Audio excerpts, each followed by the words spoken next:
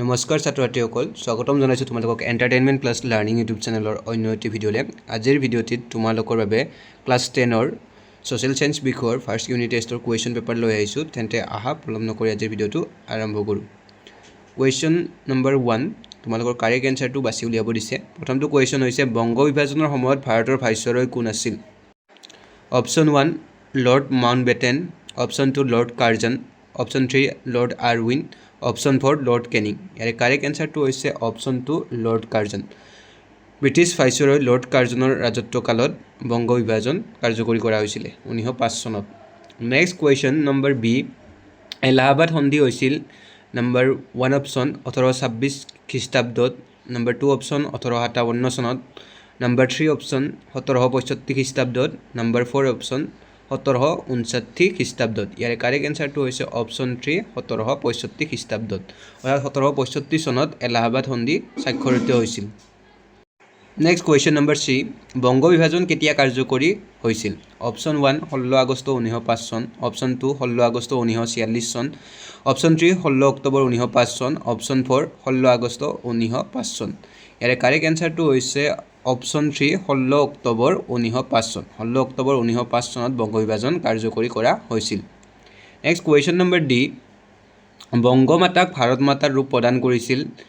option 1 Rabindranath ঠাকুৰে option 2 ভগিনী নিবেদিতাই option 3 সৰলা দেৱীয়ে option 4 Abanindranath ঠাকুৰে ইয়াৰ কাৰেক্ট এনসাৰটো হৈছে অপশ্যন 2 ভগিনী নিবেদিতাই বংগমাতাক ভাৰত মাতাৰ ৰূপ প্ৰদান কৰিছিল আৰু এই বংগমাতাৰ ছবিখন বা চিত্ৰখন অংকন কৰিছিলে অৱনীন্দ্ৰনাথ ঠাকুৰে গতিকে ডি কুৱেশ্যনটো কাৰেক্ট এনসাৰ হ'ব অপশ্যন 2 ভগিনী নিবেদিতা নেক্সট কুৱেশ্যন নম্বৰ ই তলৰ কোনটো অনবীকৰণযোগ্য সম্পদ হয় অপশ্যন 1 পানী অপশ্যন 2 শস্য অপশ্যন 3 বায়ু অপশ্যন 4 কয়লা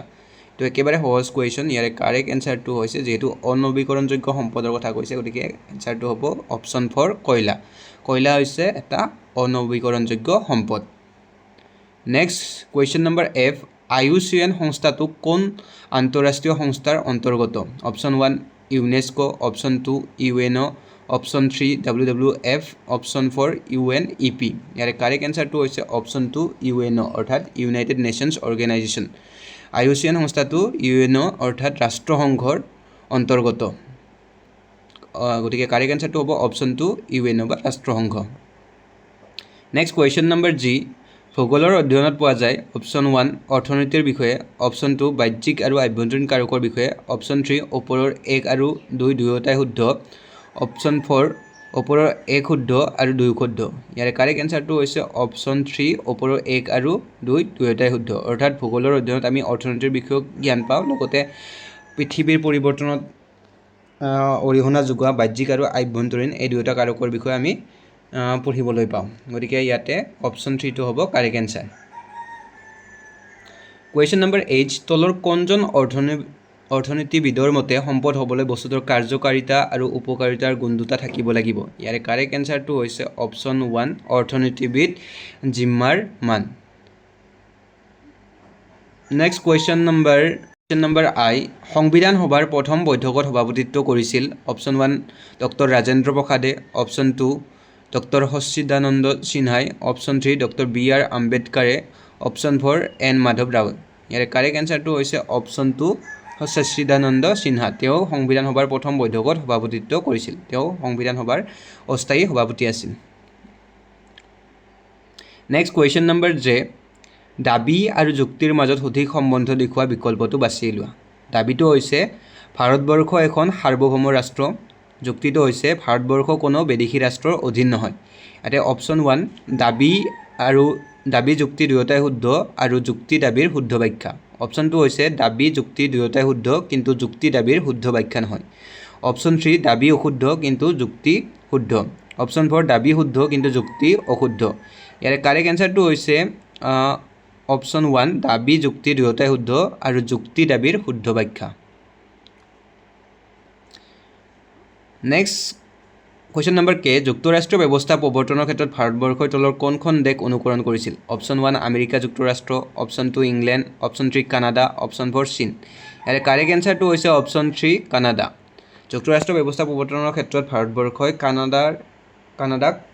অনুকৰণ কৰিছিল নেক্সট কুৱেশ্যন নম্বৰ এল মুদ্ৰাৰ ক্ৰমবিকাশৰ পৰ্যায় 5টা ক্ৰমানুসাৰে সজোৱা গতিকে ইয়াতে ক্ৰম অনুসাৰে সজালে কাৰেক্ট এনচাৰটো হ'ব কাগজী মুদ্ৰা একেবাৰে শেষত আহিছিলে গতিকে 4টো একেবাৰে শেষত থাকিব লাগিব ইয়াৰে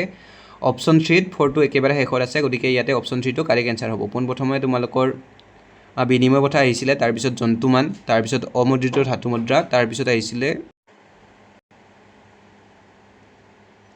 অপশ্যন 3 ইয়াতে কাৰেক্ট এনচাৰ হ'ব প্ৰথমতে বিনিময় প্ৰথা তাৰপিছত জন্তুমান তাৰপিছত অমুদ্ৰিত ধাতু তাৰপিছত ধাতু মুদ্ৰা আৰু একেবাৰে শেষত আহিছিলে কাগজী মুদ্ৰা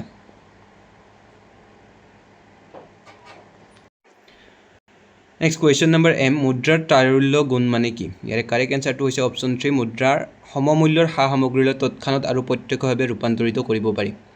নেক্সট কুৱেশ্যন নম্বৰ এন ভাৰতবৰ্ষত প্ৰথমটো বেংক স্থাপন হৈছিল ইয়াৰে কাৰেক্ট এনচাৰটো হৈছে 1770 চনত ভাৰতবৰ্ষৰ প্ৰথমটো বেংক স্থাপন হৈছিল দেন কুৱেশ্যন নম্বৰ অ সবাতোকৈ পুৰণি বেংক হ'ল ইয়াৰে কাৰেক্ট এনচাৰটো হৈছে বেংক অফ ভেনিছ হৈছে সবাতোকৈ পুৰণি বেংক পৃথিৱীৰ ভিতৰত এতিয়া কুৱেশ্যন আছে তোমালোকৰ কেইটামান ভাই এক ঠাই প্ৰবন্ধটোৰ ৰচক কোন বংগ বিভাজন কেতিয়া কাৰ্যকৰী হয় প্ৰতিৰোধক কি বিনিময় প্ৰথা কাক বোলে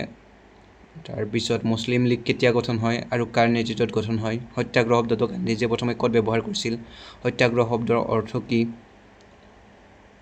সমাজবাদীৰ বিষয়ে চমুটোকা লিখিব দিছে বা গণৰাজ্যৰ বিষয়ে সম্পদ সংৰক্ষণ বুলিলে কি বুজা বায়ুমণ্ডলত কিমান শতাংশ কাৰ্বন ডাই অক্সাইড থাকে ইত্যাদি তাৰপিছত আকৌ বিহিত মুদ্ৰা বুলিলে কি বুজা কেন্দ্ৰীয় বেংকৰ যিকোনো দুটা কাৰ্য উল্লেখ কৰিব দিছে 1920-22 চনত গান্ধীজীয়ে কিয় অসহযোগ আন্দোলন আৰম্ভ কৰিছিল স্বদেশী আন্দোলনত জাতীয় শিক্ষা আগবঢ়াবৰ বিষয়ে আলোচনা কৰা ইত্যাদি আজিলৈ ইমানে ধন্যবাদ